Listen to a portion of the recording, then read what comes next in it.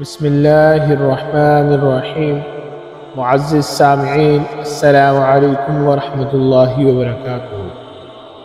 حضرت ابو دجانہ رضی اللہ تعالیٰ عنہ کی بہادری کے واقعات۔ حضرت انس رضی اللہ تعالیٰ عنہ فرماتے ہیں کہ حضور صلی اللہ علیہ وسلم نے غزوہ احد کے دن ایک تلوار لے کر فرمایا کہ یہ تلوار کون لے گا؟ کچھ لوگ تلوار لے کر اسے دیکھنے لگے۔ حضور صلی اللہ علیہ وسلم نے فرمایا، دیکھنے کے لیے نہیں دینا چاہتا ہوں، بلکہ تلوار لے کر کون اس کا حق ادا کرے گا؟ یہ سن کر لوگ پیچھے ہٹ گئے۔ حضرت ابو دجانہ رضی اللہ تعالیٰ عنہ نے کہا، میں اسے لے کر اس کا حق ادا کروں گا۔ چنانچہ انہوں نے وہ تلوار لی اور اس سے مشرکوں کے سر پھاڑنے لگے۔ حضرت زبیر بن عوام رضی اللہ تعالیٰ عنہ فرماتے ہیں کہ غزوہ احد کے دن حضور اقدس صلی اللہ علیہ وسلم نے لوگوں کے سامنے ایک تلوار پیش کی اور فرمایا، اس تلوار کو لے کر کون اس کا حق ادا کرے گا؟ حضرت ابو دجانہ بن خرشہ رضی اللہ تعالیٰ عنہ نے کھڑے ہو کر عرض کیا، یا رسول اللہ، میں اسے لے کر اس کا حق ادا کروں گا۔ اس کا حق کیا ہے؟ حضور صلی اللہ علیہ وسلم نے ان کو وہ تلوار دے دی۔ وہ تلوار لے کر نکلے تو میں بھی ان کے پیچھے ہو لیا۔ چنانچہ وہ جس چیز کے پاس سے گزرتے اسے پھاڑ دیتے اور اسے ہلاک کر دیتے، یہاں تک کہ وہ پہاڑ کے دامن میں چند کافر عورتوں کے پاس پہنچے۔ ان عورتوں کے ساتھ ہند بھی تھی، جو اپنے مردوں کو لڑائی پر ابھارنے کے لیے اشعار پڑھ رہی تھی۔ ہم طارق کی بیٹیاں ہیں، ہم گدھوں پر چلتی ہیں اور ہمارے سروں کی مانگوں میں مشک کی خوشبو لگی ہوئی ہے۔ اگر تم میدان جنگ میں آگے بڑھو گے تو ہم تمہیں گلے لگائیں گے، اور اگر تم میدان جنگ سے پیچھے ہٹو گے تو پھر ہم تمہیں ایسے چھوڑ جائیں گے جیسی محبت نہ کرنے والا چھوڑ جاتا ہے کہ پھر وہ واپس نہیں آیا کرتا۔ حضرت ابو دجانہ فرماتے ہیں کہ میں نے ہند پر حملہ کرنا چاہا تو اس نے اپنی مدد کے لیے میدان کی طرف زور سے آواز لگائی، تو کسی نے اس کا جواب نہ دیا تو میں اسے چھوڑ کر پیچھے ہٹ گیا۔ حضرت زبیر کہتے ہیں کہ میں نے حضرت ابو دجانہ سے کہا کہ میں آپ کے سارے کام دیکھتا رہا ہوں، مجھے آپ کے سارے کام پسند آئے ہیں، لیکن مجھے یہ پسند نہیں آیا کہ آپ نے اس عورت کو قتل نہیں کیا۔ حضرت ابو دجانہ نے کہا، اس عورت نے اپنی مدد کے لیے آواز لگائی تھی، لیکن کوئی اس کی مدد کے لیے نہیں آیا، تو مجھے یہ اچھا نہ لگا کہ میں حضور صلی اللہ علیہ وسلم کی تلوار سے ایسی عورت کو قتل کروں جس کا کوئی مدد کرنے والا نہ ہو۔ حضرت زبیر رضی اللہ تعالیٰ عنہ فرماتے ہیں کہ حضور اقدس صلی اللہ علیہ وسلم نے غزوہ احد کے دن ایک تلوار پیش کی اور فرمایا، اس تلوار کو لے کر کون اس کا حق ادا کرے گا؟ میں نے کھڑے ہو کر عرض کیا، یا رسول اللہ، آپ نے مجھ سے اعراض فرما لیا۔ پھر فرمایا، اس تلوار کو لے کر کون اس کا حق ادا کرے گا؟ میں نے پھر عرض کیا، یا رسول اللہ، آپ نے پھر مجھ سے اعراض فرما لیا۔ اور پھر فرمایا، اس تلوار کو لے کر کون اس کا حق ادا کرے گا؟ اس پر حضرت ابو دجانہ سماک رضی اللہ تعالیٰ عنہ نے کھڑے ہو کر کہا، یا رسول اللہ، میں اسے لے کر اس کا حق ادا کر دوں، لیکن اس کا حق کیا ہے؟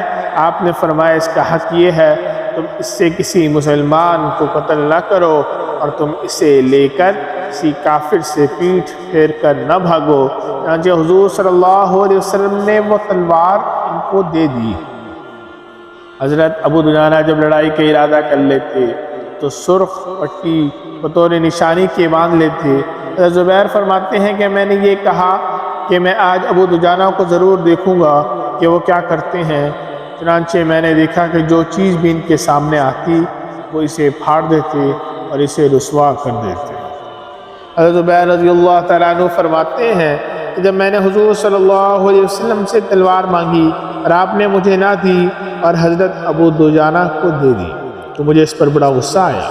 میں نے اپنے دل میں کہا، حضور کی پھوپھی حضرت صفیہ کا جو بیٹا ہو اور حضور کے قبیلے قریش میں سے ہو، اور میں نے ابو دجانہ سے پہلے کھڑے ہو کر حضور سے تلوار مانگی تھی، پھر بھی آپ نے ابو دجانہ کو وہ تلوار دے دی اور مجھے ایسے ہی چھوڑ دیا۔ اللہ کی قسم میں بھی ضرور دیکھوں گا کہ ابو دجانہ تلوار لے کر کیا کرتے ہیں۔ چنانچہ میں ان کے پیچھے ہو لیا، انہوں نے اپنی سرخ پٹی نکال کر اپنے سر پر باندھ لی۔ اس پر انصار نے کہا ابو دجانہ نے موت کی پٹی نکالی ہے، اور حضرت ابو دجانہ جب بھی سرخ پٹی باندھا کرتے تو انصار یوں ہی کہا کرتے۔ چنانچہ وہ اشعار پڑھتے ہوئے میدان میں نکلے۔ جب ہم پہاڑ کی دامن میں کھجور کے درختوں کے پاس تھے تو مجھ ہی سے میرے خلیل نے یہ عہد لیا تھا کہ میں زندگی میں کبھی بھی میدان جنگ کی آخری صف میں کھڑا نہیں ہوں گا، اور اب میں اللہ اور رسول اس کی تلوار سے کافروں کو خوب ماروں گا۔ جو کافر ان کو ملتا وہ اس تلوار سے اسے قتل کر دیتے۔ مشرکوں میں ایک آدمی تھا جس کا کام ہی یہ تھا کہ وہ تلاش کر کے ہمارے ہر زخمی کو مار دیتا تھا۔ حضرت ابو دجانہ اور یہ مشرک ایک دوسرے کے قریب آنے لگے۔ میں نے اللہ سے دعا کی اے اللہ دونوں کو آپس میں بھیڑ کرا دے۔ چنانچہ دونوں کا آمنا سامنا ہو گیا اور دونوں نے ایک دوسرے پر تلوار کے وار کیے۔ اس مشرک نے حضرت ابو دجانہ پر تلوار کا وار کیا، جسے انہوں نے اپنی ڈھال پر روکا اور اپنے بچاؤ کر لیا، اور اس کی تلوار ڈھال میں گڑ گئی اور نکل نہ سکی۔ اور پھر حضرت ابو دجانہ نے تلوار کا وار کر کے اسے قتل کر دیا۔ پھر میں نے دیکھا کہ حضرت ابو دجانہ نے ہند بنت عتبہ کے سر کے اوپر تلوار اٹھا رکھی ہے، لیکن پھر تلوار اس سے ہٹا لی اور اسے قتل نہ کیا۔ حضرت زبیر فرماتے ہیں کہ میں نے حضرت ابو دجانہ کی بہادری کے کارنامے دیکھے تو میں نے کہا اللہ اور اس کے رسول زیادہ جانتے ہیں کہ کون اس تلوار کا زیادہ حقدار تھا۔